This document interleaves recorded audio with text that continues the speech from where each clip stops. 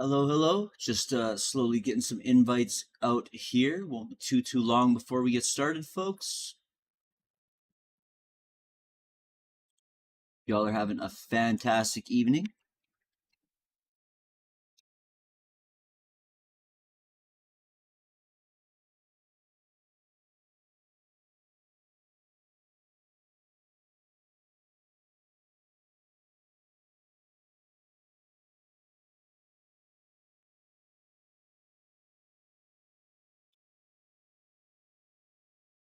While we're waiting, make sure you get those invites out yourselves. Get some more people in here because we've got a lot to talk about today. Got some juicy stuff for y'all.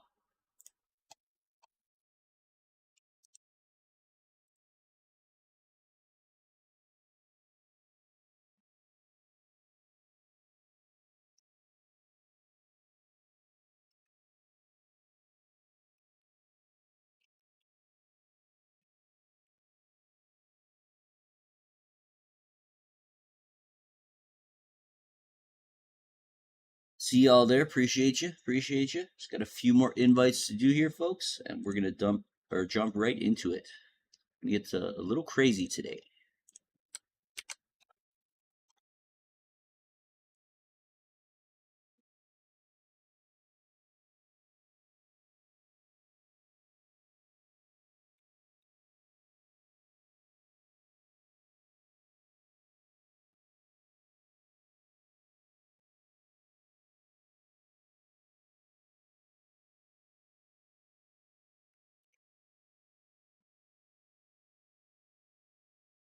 Almost there.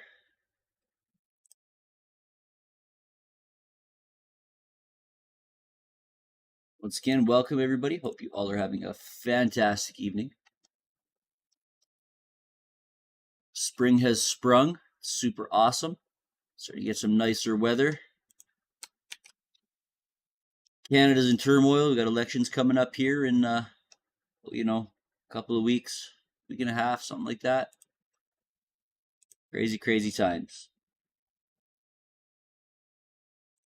All right. That being said, we're going to get started here momentarily. So let's get into it, folks. You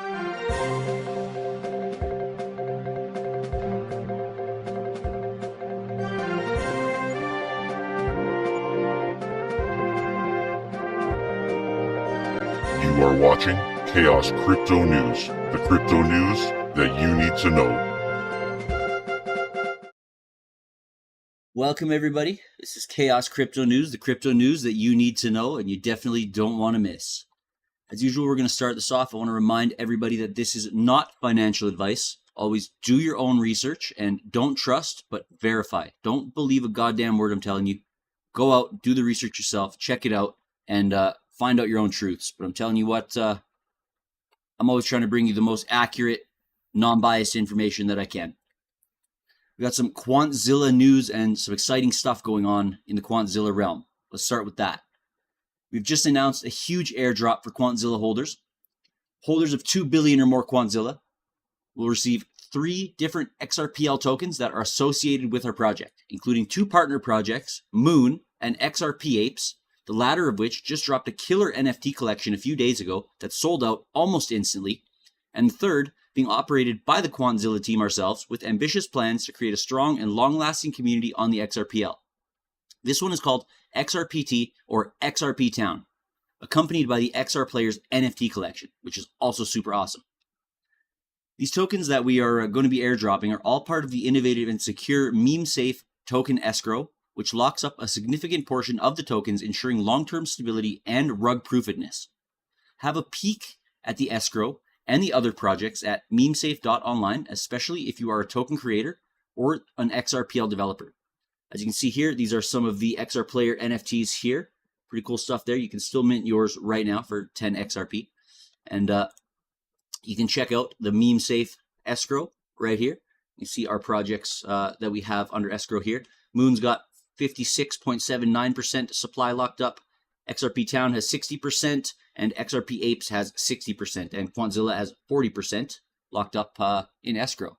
So pretty cool stuff. It ensures long-term value for the holders of the token, and the devs can't rug when it's locked up.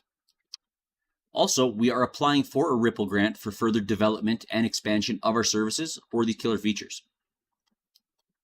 As always, head over to Deck Screener. Make sure you hit that rocket. We're almost at 650 now, so it's pretty exciting. You can also hit it for XRP Town as well as Qzilla, and Moon, and also XRP Apes if you feel so inclined. And make sure you head over to www.quantzilla.online to join our Telegram community, link to XRPT, get paid to raid on both projects, and even win an XR Player NFT. Also, make sure you verify our coin addresses there because we do have impersonators across different blockchains. Also, check out my YouTube for crypto games content, some scam investigations, XDC and Cardano deep dives, interviews, more news segments, and much, much more. Find me at KhaosDubz. On YouTube, I also have some links in the description if you want to join some exchanges. I got some links for Blowfin. It's pretty cool there. Some good leverage trading happening. There's also a link for BackBlaze, which is wicked, super cheap, unlimited data storage to back up your hard drives in case of, hacks, ransomware, computer crashes, things like that. And also make sure you like, share, subscribe, and follow wherever you're watching. With that being said, let's jump right in to the news we have today. So some of the top news so far of this week: Mantra, or OM coin, the price had crashed 90% in an hour, and the CEO provides an explanation. What happened here? Well, it's not often that we see multi-billion dollars worth of crypto market cap being erased in a matter of hours. This was the case with Mantra. The protocol, which was largely considered as one of the best RWA crypto projects in 2025, went through a massive crash, which erased 90% of its market value in less than an hour. The OM price went from above $6 to below $1 in a moment, while liquidation surpassed $70 million. Speaking on the matter was JP Mullen, a co-founder and CEO of the protocol, who explained, "We have determined that the OM market movements were triggered by reckless forced closures initiated by centralized exchanges on OM account holders. The timing and depth of the crash suggests that a very sudden closure of account positions was initiated without sufficient warning or notice." Or was it? We're going to look into that in the next article here, because it sounds like $227 million worth of OM tokens were moved to crypto exchanges prior to the 90% price collapse of Mantra. This is what on-chain data suggests. Interesting, isn't it? Blockchain intelligence platform Look On Chain says that tokens of the RWA project Mantra, worth hundreds of millions of dollars, were transferred to digital asset exchanges before a massive price crash. Look On Chain says multiple wallets had sent millions of OM tokens to crypto exchanges prior to Mantra's 90% price meltdown over the weekend. Some of the exchanges that received the deposits include OKX and Binance. Since April 7th, at least 17 wallets deposited 43.5 million OM tokens, which is worth about $227 million US at the time, into exchanges, which is about 4.5% of the circulating supply of the token. According to Arkham's tag, 2 of these addresses are linked to Laser Digital. Laser Digital is a strategic investor in Mantra. On Sunday, Mantra witnessed a sudden price meltdown, dropping from a high of $6.35 to a low of 37 cents. Unreal. A whopping decline of 94% in just one day. In 1 hour. Simultaneously, its market cap plunged from $6.1 billion to $683 million. That is astonishing. Laser Digital says that it is not involved in the price collapse of Mantra, though. Meanwhile, Mantra CEO JP Mullen blames crypto exchanges for OM's sudden price collapse, noting that the firms needlessly closed large positions during low liquidity hours. It's hard to know exactly who to believe, but as usual, I think the truth will all come out in the wash. It's going to take a little bit of time to see what really unfolds, but we'll keep covering this as more news breaks. Now, the Mantra CEO plans to burn the team's tokens in a bid to win community trust back. So, maybe that adds some credence to what he's saying. It's hard to tell at this point.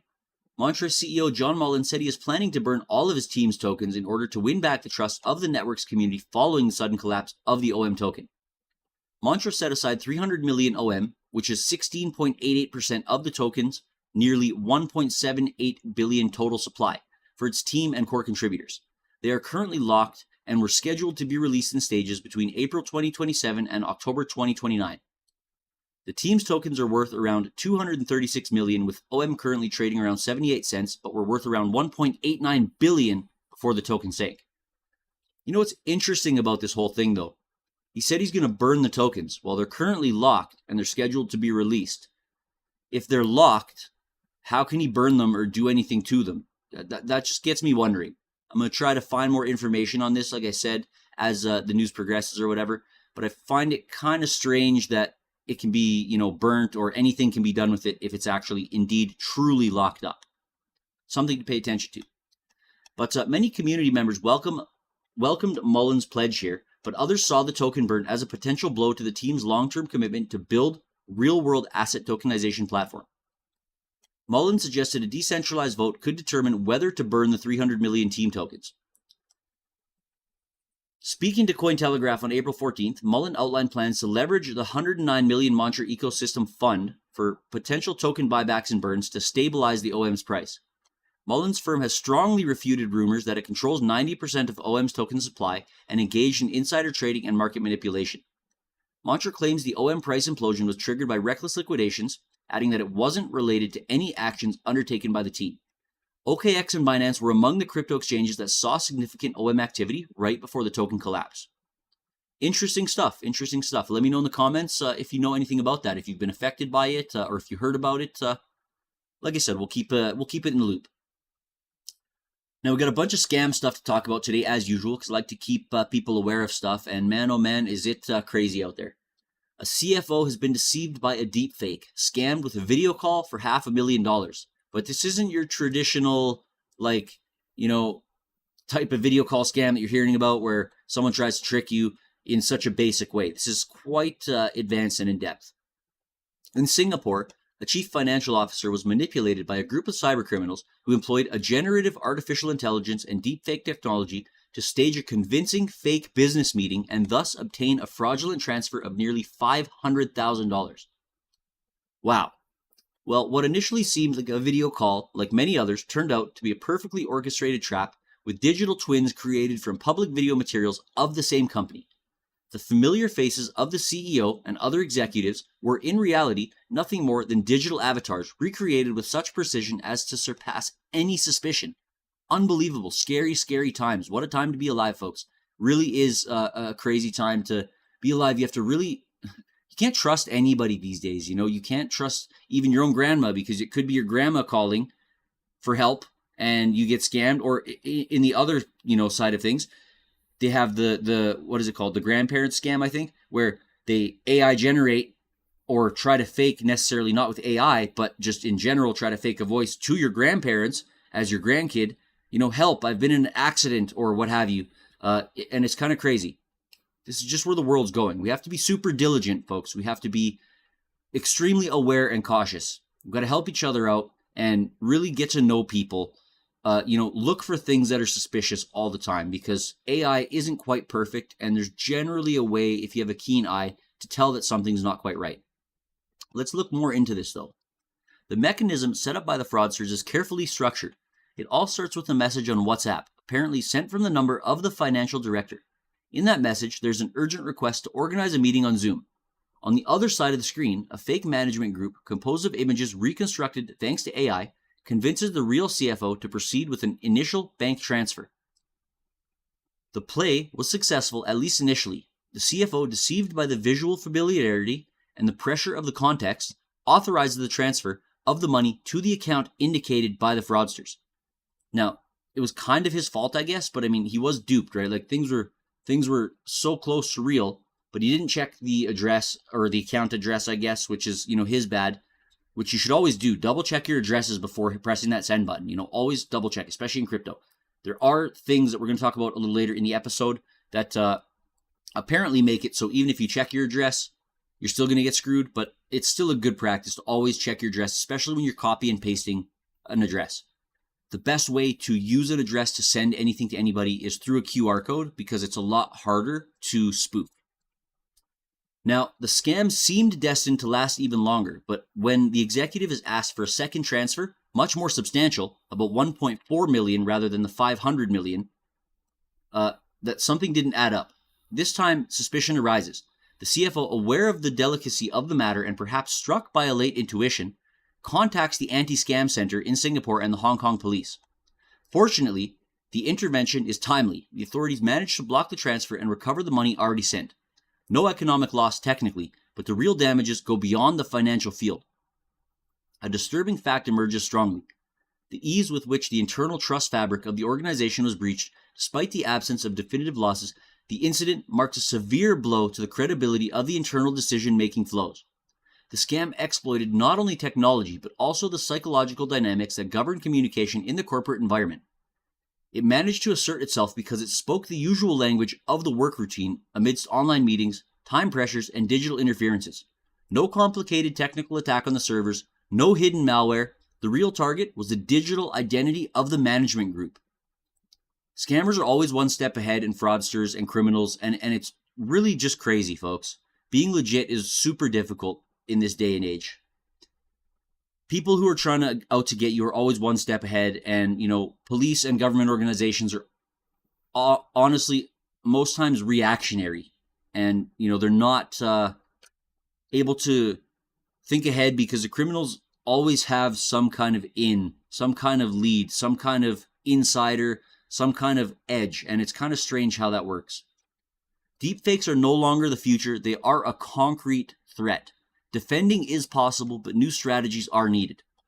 Every digital asset made public, in fact, can constitute the raw material for future AI-based attacks. A video interview of the CEO, a webinar, even a social live stream could provide visual and audio material useful for constructing new hyper-realistic scams. Scary stuff. The case of Singapore stands as an emblematic example and an international warning. It is not simply a single successful episode of phishing or digital fraud. It is a replicatable, criminal model that systematically exploits AI to target the most vulnerable point of organizations, which is the human being. A paradigm shift is therefore needed. Every company must today ask the question, how well protected is the identity of our leaders? And above all, how verifiable and verified are our digital decision-making flows? In the new cybersecurity landscape, the attack no longer comes from malicious codes, but from convincing conversations, familiar faces, familiar words, and recognizing the deception, now more than ever, is not at all straightforward. We are in exciting times. We are pioneering a whole bunch of new stuff, and we're going to be learning a whole lot of new stuff as the time goes. Sam Altman said something a few months back that I've touched on a few times, and it's a 6-word horror story, essentially. Nearing the singularity, unsure which side.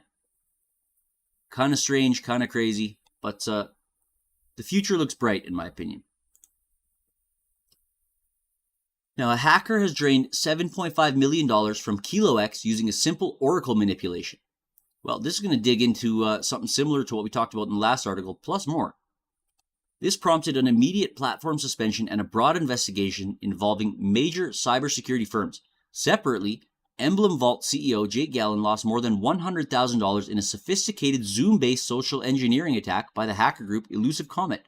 That sounds quite similar to the meeting that we just heard about in the last article, doesn't it?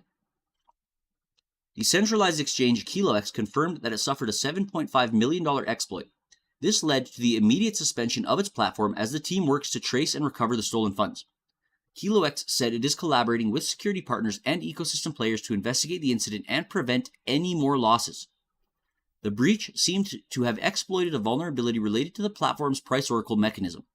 The attacker manipulated the FUSD price feed, initially opening a position with an artificial price of $100 and then closing it with an inflated price of $10,000.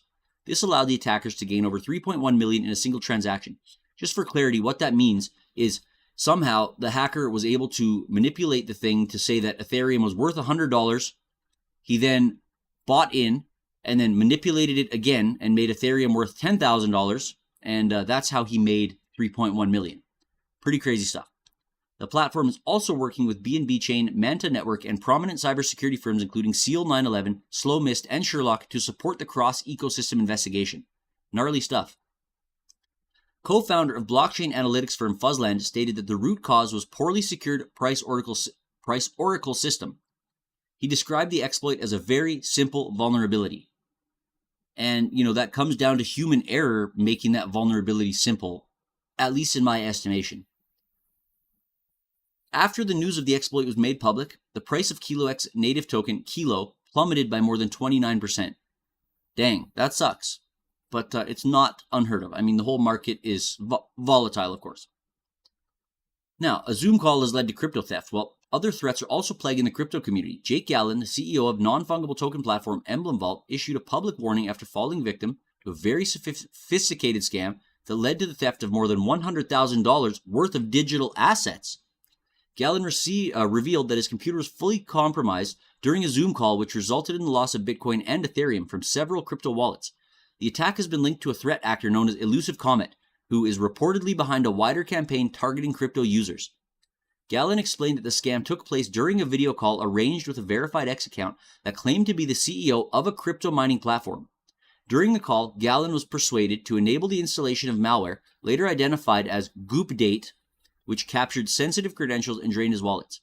The attacker left their camera off throughout the conversation and exploited a Zoom feature that allows users to request remote access, something that is enabled by default on all accounts in Zoom. So if you use Zoom regularly, that's something you should shut off. The attacker employs advanced social engineering tactics and maintains a convincing digital presence through entities like Aeron Capital, which falsely presents itself as a legitimate venture capital firm. Other people in the industry, including NFT collector Leonidas, also shared the warning and advised crypto professionals to disable Zoom's default remote access settings. SEAL researcher Sam CZ Sun clarified that while users must still grant access manually, the feature's presence makes social engineering a lot easier and riskier. The threat also extends beyond stolen assets, as Gallen's X account was also compromised in a failed attempt to lure more victims via private messages. To make things worse, Gallen shared that the attackers accessed his Ledger hardware wallet despite limited usage and no digital storage of his credentials. Crazy, crazy, crazy stuff. If that doesn't scare you, I don't know what does. Moving on. ZK Sync airdrop exploit triggers a $5 million token theft as community cries foul. Holy crap. Look at all the scams happening. It is just nonstop, left and right. I can't stress enough, folks. You have to be super vigilant out there, and don't share more information than you need to with anybody that you don't know personally, and even the people that you do know personally.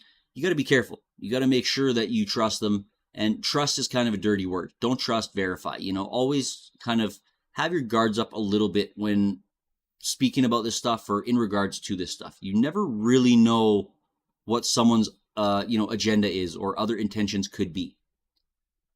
Ethereum Layer 2 protocol ZK Sync has confirmed that approximately $5 million worth of airdrop tokens were stolen following the compromise of an administrator account, sparking concerns over the security of token distribution processes within the rapidly evolving ZK rollup space. ZK rollup is like the zero knowledge proofs type of stuff. So it's pretty cool technology, and we'll touch a little bit more on that later in this episode. The stolen funds were the remaining unclaimed tokens from the ZK Sync airdrop. The firm said the incident was isolated, initiated using a compromised key, and limited to the ZK token airdrop contract. While the hack could only reach the airdrop reserve, it resulted in a fast sell-off that led to a dramatic price drop of the token. Since the incident was announced, the ZK token has fallen 15%. After the attack, ZK Sync noted that it was taking safety measures to address the issue. The company said on an X that it had begun an internal investigation. So, we have a trend developing here. When companies get hacked, or when, people in the company overlook things and money is lost, or systems are penetrated, or things happen, the token value drops because investor confidence gets shook a little bit. Obviously, the companies need to step forward and do things right away. You don't want to be waiting around to address this kind of stuff. And it looks like in many cases, that's what's going on. So it's good to see that action is being taken and investors aren't left to FUD out, essentially. But it does affect the project, and that looks bad on the charts, of course. Then again, when you know what you hold, and you're holding something that you believe in and you understand, when something drops 15, 20%, 30%, 50%, it's just a good buying opportunity. Shit's just on sale. Get more.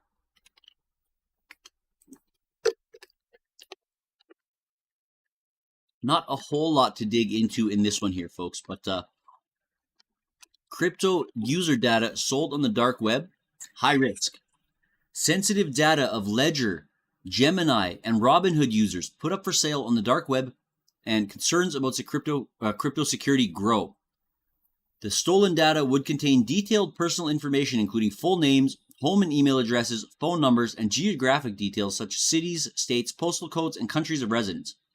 The crypto industry now faces further concerns in the area of cybersecurity, which is already under widespread pressure from the constant online threats.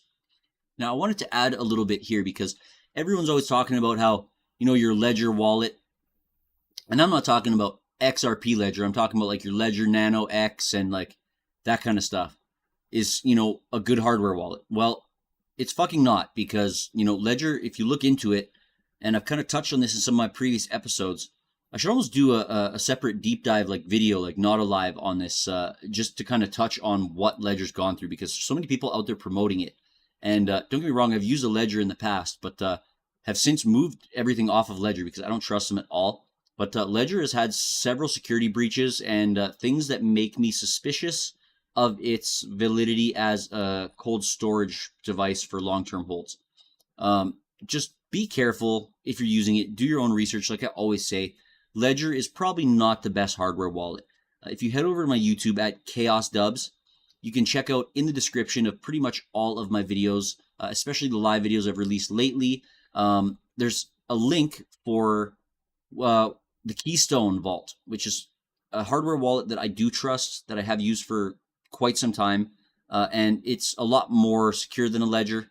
It's got anti-tamper features and a whole bunch of other stuff. This isn't necessarily a plug for Keystone. I'm just saying a lot of people use Ledger, and I'm always hearing people talk about it on other videos, and nobody ever talks about the fact that, it has had a whole bunch of controversy, and this is proof right here. Sensitive data from one of these breaches of Ledger has been leaked on the dark web. So, all of the data that they have on people is now leaked, maybe even the private keys for the wallets from, some things that I've heard. Ledger's not safe, folks. Moving on. Cyber criminals hijacking popular crypto software to steal digital assets from wallets, security researchers say. Now, we kind of touched on something similar to this in the last episode, but this is a little bit different. Security researchers are warning that threat actors are using less noticeable techniques to compromise and steal funds from crypto wallets. Cybersecurity firms Reversing Labs says that cyber criminals are now uploading malicious packages to popular open source software repositories such as the NPM, which is Node Package Manager. The objective is to inject malicious code into trusted local libraries without raising suspicion. I mean, of course. According to Reversing Labs, its research team has identified a new malware campaign targeting crypto users that uses what appears to be legitimate NPM package for converting PDF format files into Microsoft Office documents. When executed, the PDF to Office NPM package will inject malicious code into locally installed Atomic and Exodus crypto wallets and overwrite their existing non-malicious files to switch the address for outgoing crypto funds. When a compromised user attempts to send crypto assets to another wallet, the funds will be sent to the ones controlled by the malicious actors. Now, this is kind of what I was talking about earlier there. Sometimes, there's a man-in-the-middle attack when you copy and paste something. They'll, they have to have access to your computer for that. So when you copy it, they'll put their address in, and then you paste it, and it's their address. And if you don't double check, you've pasted the wrong address. This appears different than that, because this sounds like even if you have put in the right address, once they've compromised your wallet, they're going to send to their address regardless of what you do. Reversing Labs says removing the package will not be enough to terminate the malicious activities. The Web3 wallet software would remain compromised and continue to channel crypto funds to the attacker's wallet. The only way to completely remove the malicious Trojanized files from the Web3 wallet software would be to remove them completely from the computer and reinstall them. Crazy stuff, crazy stuff. Moving on.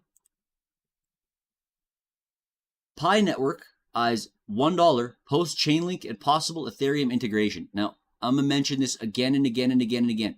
Pi Network is a scam, folks. Pi Network is not a legitimate project. The IOU was worth like $86, I believe, before mainnet, and then it dropped to 60 something US dollars before mainnet. And that was the IOU. And then when it went mainnet, it was like, what, $2 or $3. And then from there, it's just been on a downward slide. And, big exchanges are not listing it for, several reasons. Pi Network is reportedly integrating with the Ethereum blockchain, a move set to revolutionize how decentralized applications built within the Pi ecosystem handle on-chain payments. This follows Chainlink's announcement on April 12th that Pi Network has been added to its suite of 22 new decentralized data feeds. The addition means that Chainlink now delivers real-time price data for Pi, making the latter a more accessible data point for on-chain protocols. Although Pi's token is already tradable on platforms like OKX, Gate.io, and BitGet, community members see these integrations paving the way for long-awaited Binance listing. I'm not sure that Binance will ever list it, to be honest, because, I think Binance knows something's up with it as well. There are some other exchanges that just won't list it, and I wonder why, because something's suspicious about it. A lot of stuff doesn't make sense. When some stuff doesn't make sense, there's a reason for it. And, sometimes the easiest way to explain things is like, well, this doesn't make sense. This doesn't make sense. Why doesn't it make sense? Because it's a scam? Well, it's probably a scam. You know what I mean? Keep that in mind. With all the scams we're talking about, there's a good chance, Pi's a data harvesting scam, in my opinion. They've taken everybody's data. They had users of Pi Network being the ones to do the KYC of other users. So that, data could have got into the hands of anybody. And, it could be sold on the dark web, for example, like we just saw about the ledger and everything else. Like it's kind of crazy that they would just allow anybody to have access to that data. And there's no really safeguards in place. Like who knows who is, verified. Great. So they do KYC on somebody and then, okay, great. We have verified this. Well, that person could be using a fake identity, or that person could be doing, shady shit behind their identity that, they haven't been caught for, or they don't know about yet, for example. There's plenty of ways for data to be breached and sold to the highest bidder. The world is a messed up place, folks. Moving on.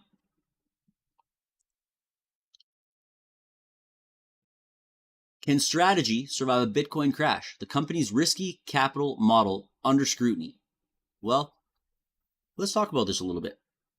As of April 2025, MicroStrategy's Bitcoin holdings are worth around $41.3 billion. The most recent purchase of 22,000 Bitcoin for $1.92 billion on March 30th. Bitcoin is now Strategy's main treasury reserve asset. And if you're not in the loop on that, Strategy is one of the largest Bitcoin wallets next to the Satoshi wallet, which holds, approximately 1 million Bitcoin as far as we understand. Well, Strategy holds, damn near that as far as I understand. I don't know exactly. Let me just, let's have a quick peek just so we know.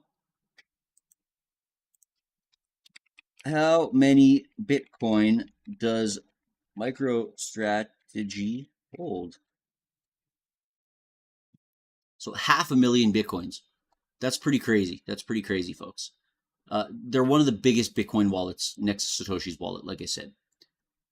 We're going to talk about this in a moment.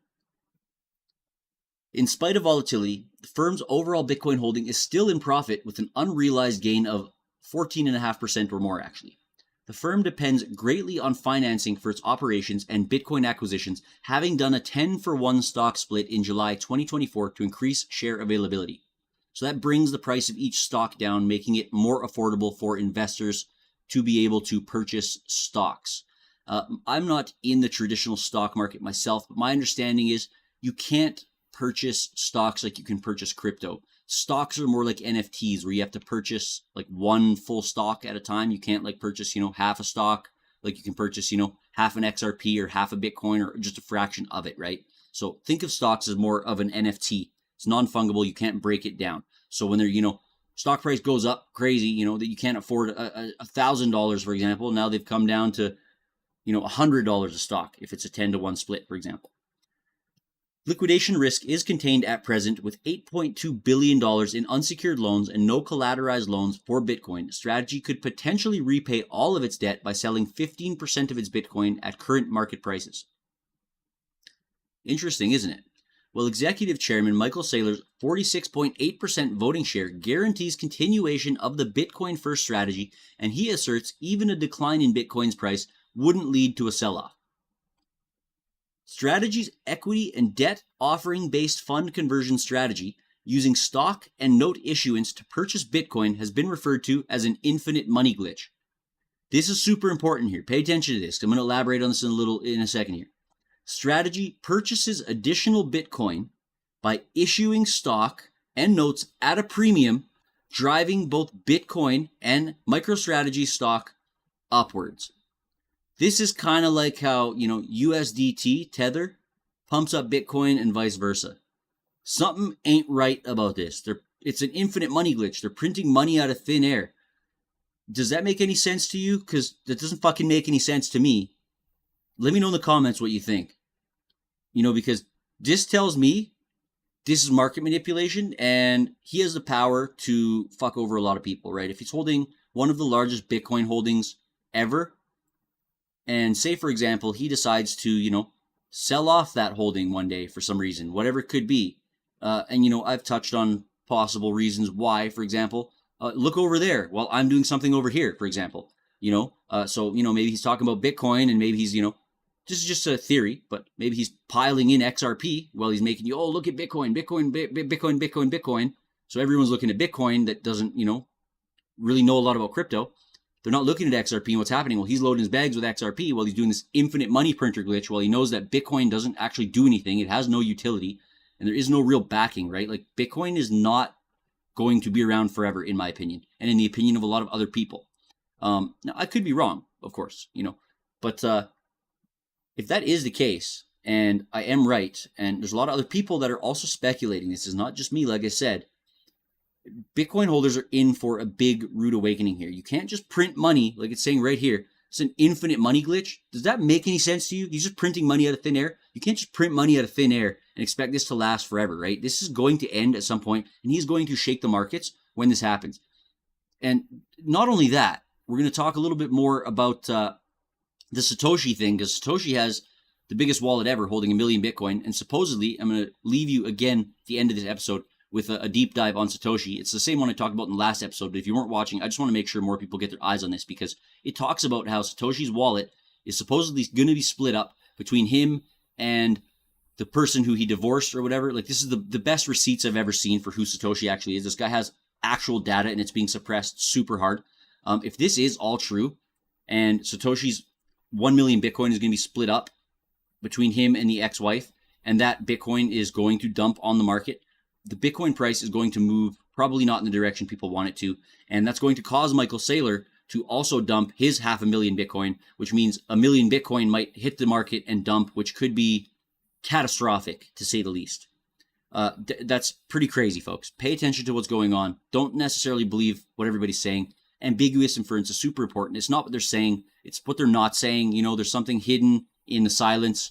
It's kind of something to pay attention to. It's scary times. An infinite money glitch. I'm going to drive this home one more time. It doesn't make any sense, folks. Bitcoin is not going to be around forever. Let's move on. Ripple CTO issues a public warning after suspicious posts from John Deaton raises hack concerns. Now, see, Ripple, XRP, that actually has utility. XDC, XLM, HBAR, that actually has utility. It's way undervalued for what it is. And once, the market stops this whole hype and mania delusion bullshit, which is going to happen eventually, because we're in a utility bull run this time. Things are going to change. When people realize what they're actually holding, and it's not like this meme coin game and like just store of value type of game, but it's risk on, risk off type of, you're going to see utility drive cryptos to a whole new level, and it's not going to be tied to Bitcoin's 4-year cycle. But let's talk a little bit more about this hack here, or possible hack on John Deaton's account. David Schwartz has issued a public alert following a suspicious post from John Deaton. He advised followers not to engage with the account until prominent attorney John Deaton could verify whether it had been compromised or not. David Schwartz says, "This post looks wrong in many ways. Please do not trust this until you see confirmation he hasn't been hacked." The warning followed a post by John Deaton on X touting Arch Public, a crypto-related website. To longtime followers, the post, tagging big names, including crypto exchange Gemini, came across as an endorsement and raised eyebrows. Recognized for his vocal, energetic defense of XRP holders and calls for regulatory clarity, including recent lobbying for the Hinman documents to see the light of day, Deaton usually sticks with legal skirmishes, policy wonkery, and the rights of crypto investors. By contrast, the Arch Public post came across as strange, with some market watchers finding its lack of background, explanation, or context that usually makes its way into its updates suspicious. Again, pay attention, folks. If something seems not right, and you have the slightest gut feeling that it's not right, or you got red flags going off, check twice. Think about things, Don't just jump into something thinking, oh, everything's going to be all right, because you're going to get duped in most cases. Everybody's been there. I mean, Cardano founder Hoskinson was also duped a couple of months back. And it seems like nobody's immune to this. Now, here's why Ripple's RLUSD stablecoin volume has spiked over 100%. This development occurred thanks to recent developments in the Ripple ecosystem, which will ultimately boost the stablecoin adoption. CoinMarketCap data shows that RLUSD volume has surged by 120% in the last 24 hours, indicating increased activity around the stablecoin. The recent surge in the RLUSD's stablecoin's volume is thanks to developments such as Ripple's $1.25 billion acquisition of the prime broker Hidden Road. The move would reinforce the stablecoin's position as an enterprise-grade USD-backed stablecoin with real utility. Another reason the RLUSD's coin volume has surged is due to the crypto firm's integration of the stablecoin into its payment service. The RLUSD stablecoin's volume has also surged thanks to Kraken's recent listing of the coin.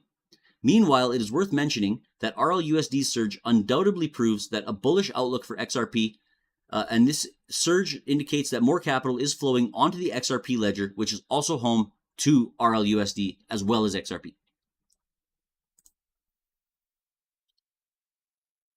Now, some Bitcoin news. I don't usually talk a whole lot about Bitcoin, but, well, that's not true, I guess. We talk about MicroStrategy quite regularly, and, I try to get a broad range of stuff and give you a non-biased view of the wider market, but I guess this is a bit of a different type of Bitcoin news than we usually talk about. Nubit launches Bitcoin Thunderbolt, boosting transaction speeds to 2.897 seconds and by 249 times on mainnet.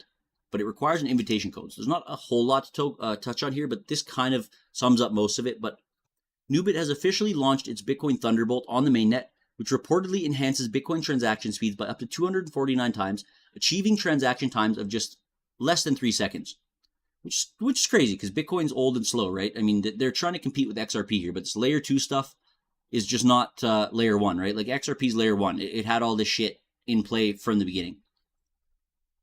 The technology utilizes UTXO bundling and OP-CAT to facilitate the speed increase, making Bitcoin transactions more efficient. Access to the mainnet currently requires an invitation code which will be distributed to active contributors and community users. The launch has garnered attention, including a report from HSBC highlighting its potential impact on Bitcoin's usability. Users will also need to complete KYC verification to utilize the bridge from Thunderbolt to the Bitcoin mainnet. Now, what this doesn't talk about is if it's change transaction fees at all, because it may not have. It may have. Who knows? It's hard to say. I don't have much more information on this at the moment, but it'd be nice if they had mentioned too that it's either lowering or keeping transaction fees the same, or maybe the reason they're not mentioning it is because, which is a likely candidate, that it's made transactions more expensive to make them faster. There is a chance that is the thing, because if you know anything about Ethereum, if you want to increase the speed of your transaction, you can pay a lot more for it. And that's how these sandwich attacks by Jared from Subway, he's doing them, right? He spends a whole lot to, get a little bit out of it. But in doing that, he's able to take like lots of money from people because your transactions don't go through and his do. And it's fucking a lot of people over. Anyways, moving on. More Bitcoin news. Bitcoin achieves 7.2 million % return, outperforming S&P 500's 306% and gold's 116% over 14 years. You can see the chart here. Bitcoin has demonstrated remarkable performance by outpacing the S&P 500 across all time frames, including every year for the past 14 years. Over this period, Bitcoin has achieved an extraordinary return of approximately 7.2 million %, significantly exceeding gold's return and the S&P 500 return. In shorter time frame, Bitcoin also leads with 173% return over the past 2 years, further solidifying its position as a dominant asset compared to traditional investments like gold and the S&P 500. Sure, but gold is less volatile. So, you got to diversify. If you're going to have some Bitcoin, you should probably have some gold as well. What I don't like about this is an AI generated article, as you see here. It's a pretty good article, but it makes me wonder if the last article that's about the same length is also AI generated. Oh, look, it is. What do you know? So, this AI slop is ruining the internet. If you haven't heard of the dead internet theory, definitely check it out because It's hard to know if you're even interacting with real people. Like sometimes the comments are just a whole bunch of bullshit. You know, you're like, this is just regurgitated. It's a bunch of people saying the same thing. You got scam comments that are all posting the same bullshit. It's really hard to know. But that's why I appreciate authenticity. And, you know, when people fuck up things, you know, when they say the wrong thing or pronounce things incorrectly sometimes, I just, you know, things are real. And to me, that's a sign of authenticity. The AI is ruining the internet, folks. It is useful in some cases, of course, but it's overused. Now, coming up here, there's a couple things I want to show you. We got a couple little quick short videos to show you here. They're quite interesting, so let's check this out.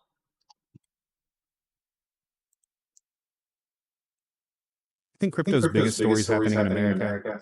While everyone's been distracted by SEC headlines, something way bigger has been going down in Japan. Most people miss that 80% of Japanese banks are signing on to start using XRP. Japan isn't just any market. We're talking about the world's third largest economy where people still use cash for almost everything. Imagine turning out all those paper bills into digital money. That's $4 trillion in transactions just waiting to go digital. And Ripple didn't stumble onto this by accident. While most people were obsessed with fluff on social media, they were building real relationships with real banks. And here's the wild part. This is really just the beginning. When one major economy figures out digital payments, others are going to follow. Fast. Think about how quickly everyone copied China's mobile payment boom. Remember that $7 billion in daily volume that everyone talks about? That's nothing compared to what's coming when entire nations flip the switch on digital currency. The real price action comes into play when you understand that utility assets are rebuilding the pipes that move money. And think about that the ne's time someone tells you that crypto is just speculation. The biggest moves happen when you're not looking. I think crypto's... Now, you see, this is kind of what I was talking about, folks. Like, XRP actually does something. Ripple's been involved in all these payment rails in pretty much every country and every large institution for 10 or 11 years now. And the court case that's going on with you know, Ripple and the SEC has been a distraction. Price is a distraction. Market cap is an illusion. The meme coins are a distraction. People don't really realize what's going on, right? This isn't all just you know, hype and speculation and all this other bullshit. Utility is going to drive the future. The largest wealth transfer in history is actually taking place right now. And when people realize this, it's going to be too late because the price of XRP is going to essentially explode overnight. XRP is designed to be $10,000 and it may end up being more than that per XRP once things actually fully actualize. And, you know, people think, oh, it's, you know, shitting on XRP and fighting it. Oh, well, XRP hasn't performed like blah, blah, blah, or whatever. XRP is not doing what I want it to do and so on and so forth. This is all just FUD. People don't understand what they hold. People think it's not going to do this or whatever. It's like the writing's on the wall. When you start digging into this deep enough, it's absolutely true. This is absolutely what's happening. This is like not speculation at all. Ripple is going, or XRP, I should say specifically, is going to be the key in the new financial system, as is XDC and XLM. Those are the essentially the trifecta of the new financial system. There's other tokens also that are ISO 20022 compliant, HBAR. I believe Cardano's on there. Quant is another one. Algo's another one. They're all going to be integrated into the new financial system in some way or another. But the trifecta, like I said, XRP, XDC, and XLM are going to be the main ones that are used for payments on different tiers. So, you know, between countries, between institutions, and then retail, which is, you know, you and I, for example. Definitely check out XRP. If you're not into it yet, you have to be digging into it, folks. I can't stress that enough. You're going to regret it one day if you don't. Of course, this is not financial advice, but don't miss the boat on this one. XRP is still cheap. I mean, even if it hits $10 in the near future, that's still, you know, 5x from here. And it did like, you know, 5x from the 50 cents or whatever, you know, to $2.50 type thing. Like, you know, people aren't paying attention. So just try to pay attention, folks. You won't regret it. Another short video here for you. Check this out. This is some AI news. Microsoft just announced their Majorana 1 quantum chip, the world's first topological quantum qubit array. In normal quantum computers, you use qubits that can either be 0, 1, or somewhere in between the two. But your qubits are made of atoms, ions, or photons, so there's always a chance that a stray particle or random photon can bump into them, collapsing their quantum state. The research team at Microsoft's big idea was rather than hold this quantum information in a localized particle, instead to spread it across a surface or topology. They use Majorana quantum quasi-particles to hold electrons at either ends of a nanowire. This means that even if noise hits the system, the quantum state is still preserved. To make these nanowires work, however, required every single atom to be exactly in the right place within the material, which took the team 17 years to get right. Their Nature paper just released, which shows how powerful this technique is, and their architecture puts them on a pathway to realizing 1 million qubits that would fit on the size of a credit card. If you like science and tech break. Now, if you've watched some of my previous episodes, we have talked about this. We did a couple articles on this when it first came out. This is one of the longest, or the longest running project in Microsoft's history. Like I said, it's been running for 17 years, and that's pretty crazy. Now, this is kind of tying in to what I was just talking about in the last one there. Now, HBAR, Hedera Hashgraph, is, as far as I know right now, the only company working on quantum-resistant semiconductors. People will tell you that, quantum computing is not going to be able to break cryptography for, years or decades possibly. We're so far away. The technology isn't there yet. It's too fragile. The things that are out right now, like Google's quantum chip, it doesn't have the power because, as they were kind of mentioning in here, the interference can break down the qubits, and you need a whole bunch more qubits to, account for the ones that got screwed up type of thing. Well, like they're saying here, they've discovered a completely new way of doing this, and they can fit exponentially more qubits onto a tiny chip. So this was kind of like a huge wake-up call to the industry. This is exactly kind of why I've been mentioning this so much, and why a lot of other YouTubers are talking about this as well. There is ways to be quantum resistant right now, in theory at least. We don't know quite yet, but we won't know till it's too late, till something happens. And this is why HBAR is actually working on this stuff right as we speak, because the release of this Majorana chip means that it's not years or decades away. A quantum hack could be literally days, weeks, or months away. So it's pretty scary stuff. Now, I just seen here this clown, West Soil Farms and Integrated Services. He was either hacked or it's just a scammer. He just posted a comment on YouTube here. And it's like, hi, I deposited $3,000 into my OKX wallet, but I forgot my password. How should I log in? My 12 key phrases or my 12 seed words are blah, blah, blah, blah, blah, blah. This is a scam, folks. If you see this anywhere happening, it's total bullshit. It's a total scam here. Let me see if I can pull this out here. This is a comment here from YouTube, and you'll see a lot of these on the YouTube channels. I see these constantly on videos that aren't even always crypto related.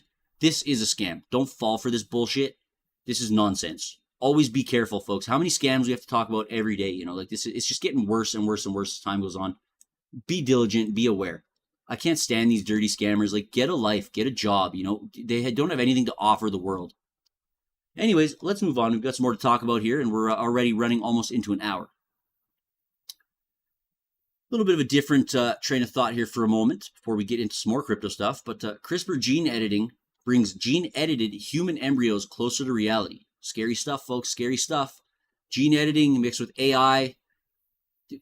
Who knows? Is life even real? Like, we're in a crazy, crazy, crazy world. Gene editing technology is well established and has remained a prominent focus of scientific and public interest in recent years. Gene editing is a scientific technique that allows researchers to make precise changes to DNA, such as correcting mutations, removing faulty genes, or adding new genetic material. Tools like CRISPR-Cas9 act like a molecular scissors, enabling targeted edits that can influence how genes function. Researchers have made major advancements in the field of IVG, marking a significant step towards lab-grown human reproductive cells. This research could eventually offer new fertility options for individuals unable to conceive naturally by enabling the creation of eggs or sperm from their own cells. Furthermore, Yale researchers have engineered advanced mouse models using CRISPR gene editing technology to study how different genes interact in the immune system's response to various diseases, including cancer. Advancements in gene editing technologies may one day make it possible to select specific traits in future children. However, such capabilities also raise complex ethical, social, and legal questions. The potential to alter physical characteristics or cognitive abilities could spark debates about fairness, inequality, and the implications of creating so-called designer babies. Nuts. Absolutely nuts. Sketchy, crazy, also possibly inspiring and kind of neat to think about. But, the ethics is the biggest thing. Like, is this really ethical? Should we be trying to play God like this? Or maybe is this part of the whole plan? You know, maybe we're already all AI. You know, quantum physics and philosophy really ties into a lot of this. It makes you wonder, what is reality? Well, let's move on. Now, this is some news for the Canadians out there. As part of Quantzilla, we don't really like Solana. Solana's kind of a dirty rug platform, and it's produced such a mess in the crypto industry. It's, you know, funneled liquidity over to a bunch of projects that have just screwed a bunch of people over, and it's kind of not cool in that respect. But anyways, Solana ETFs to debut in Canada after approval from regulators. Solana ETFs to launch Wednesday, which is tomorrow here in Canada. The Ontario Securities Commission approved the applications of 4 issuers, including Purpose Investments, Evolve ETFs, CI Global Asset Management, and 3IQ, to list and trade ETF products tracking Solana's spot price, according to an ex-post by Bloomberg. The funds, expected to debut on Wednesday, will directly invest in SOL tokens, but track a different SOL price index. Additionally, the products will permit staking of their underlying assets, allowing investors to earn yield on their holdings. The products could underperform, considering 2 recently launched SOL futures ETFs in the US volatility shares, SOL ETF and 2X SOL ETF, have failed to attract notable inflows. I guess we'll see tomorrow what happens. Canada's obviously a little different, but Canada's not as crypto-friendly as the US. Vitalik Buterin, creator or co-creator or whatever of Ethereum, says rise of AI means need for crypto privacy can no longer be ignored, and here's why. Buterin says that as AI bots get better and better at scraping data, so does the need for privacy. The Ethereum co-founder says that zero-knowledge proofs, as we were talking about earlier, fully homophoric encryption, and obfuscation technologies are far better than what the cypherpunks of the 90s could have imagined. But, you know, people in power want to make it sound like, oh, you're a bad person or you must be doing something illegal for wanting to obfuscate or use privacy online. This whole, you know, government overreach, George Orwell, you know, bullshit is really crazy. It's kind of scary. Without privacy, everything becomes a constant battle of what will other people and bots think of what I'm doing. Powerful people, companies, and peers, people today and in the future, with privacy, we can preserve a balance. Today, that balance is being rapidly eroded. While he supports limiting some privacy, such as for large corporations or for powerful individuals, Buterin says that the much bigger risk is an erosion of privacy, especially for regular people.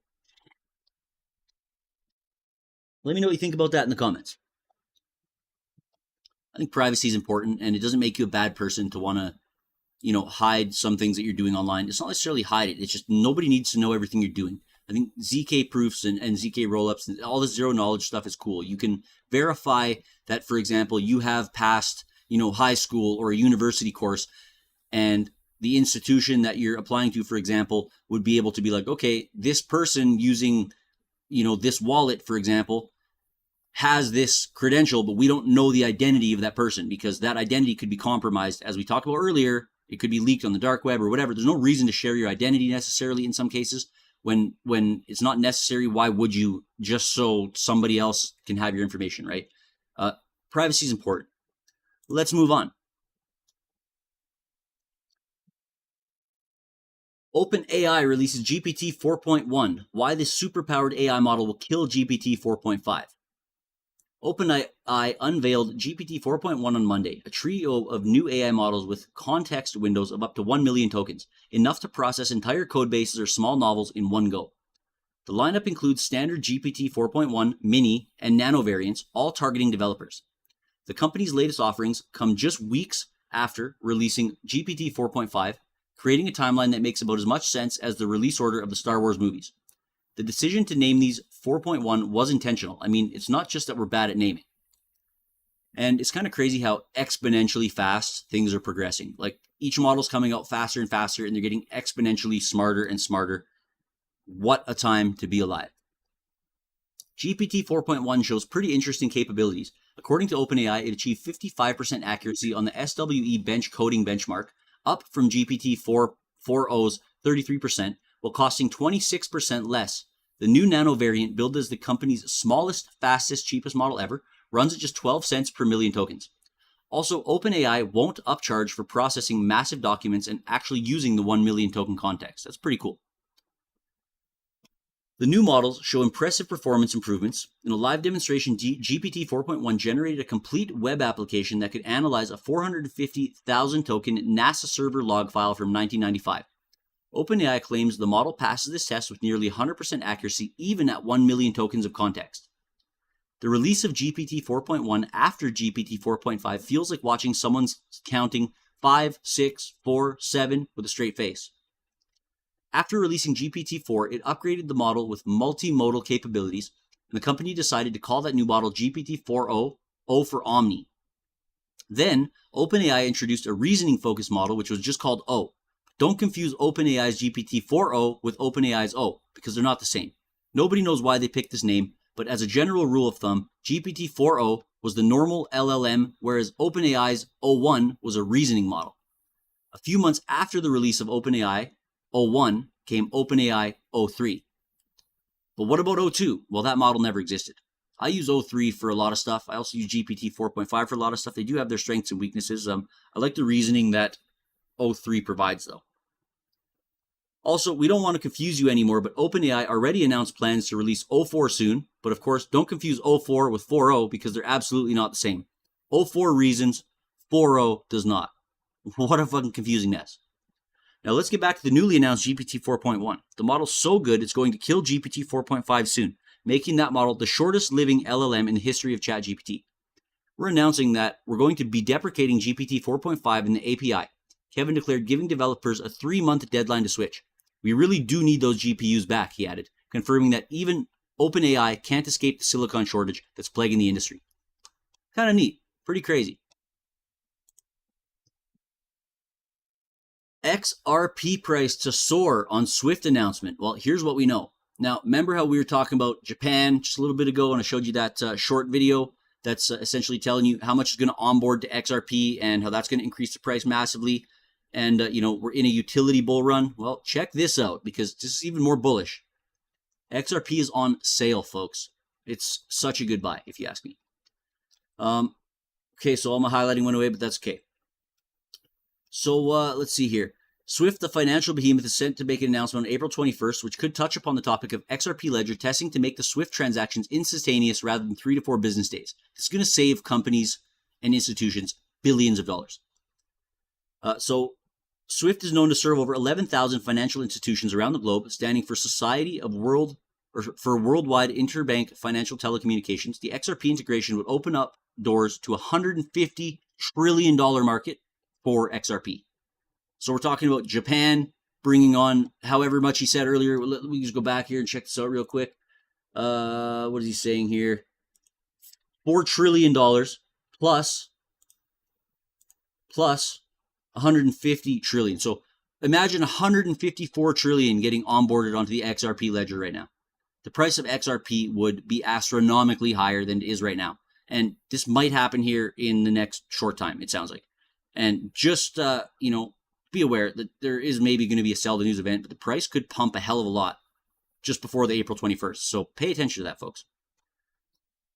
What else can I tell you here about this one? Most merchants are expecting to see transactions settled in less than an hour by 2027. Besides, Ripple, the parent company of XRP, had participated in compatibility testing programs with Swift in 2023. They have payment rails in place everywhere, folks. XRP is the future. This made XRP a top candidate for Swift integration, competing against another distributed ledger technology-powered altcoin, Hedera Hashgraph, which we were talking about earlier. Aside from the awaiting update for Swift, XRP price could be heavily impacted by the closure of the SEC case. So obviously, there's a lot going on right now, and it's kind of all lynching on this case. And once the final resolution, which has already pretty much happened, this court case has just been a bullshit, fake case anyways. But once we actually have like a final say, an article comes out or something, the switch is going to flip, and it's going to happen so fast. You're going to open your eyes, you're going to blink, and it's going to be like, whoa. Well, let's move on. We've got a couple more things to talk about here tonight. Now, NVIDIA is to invest $500 billion to build AI supercomputers in the U.S. amid trade tensions. Facing the looming threat of a trade war fueled by U.S. tariffs on foreign goods, chipmaker NVIDIA is moving part of its AI supercomputer manufacturing operations stateside. NVIDIA's announcement reflects growing pressure on U.S. tech firms to localize production amid rising tariffs and escalating tensions with China. The company said that NVIDIA is developing manufacturing spaces in Phoenix, as well as Dallas and Houston, Texas. The engines of the world's AI infrastructure are being built in the United States for the first time. According to NVIDIA, the combined size of the facilities will cover 1 million square feet.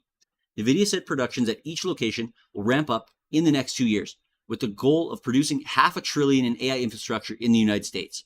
Until now, NVIDIA has relied heavily on overseas manufacturing, particularly in Taiwan.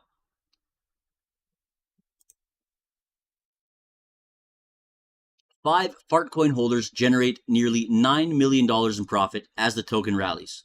And Fartcoin is, for some reason, defying odds, folks. I'm going to end this one off on a light note tonight.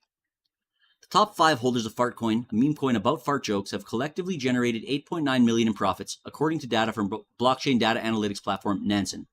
One holder liquidated his entire position and walked away with $1.88 million. Meanwhile, another holder is still holding on to $4.15 million in unrealized gains.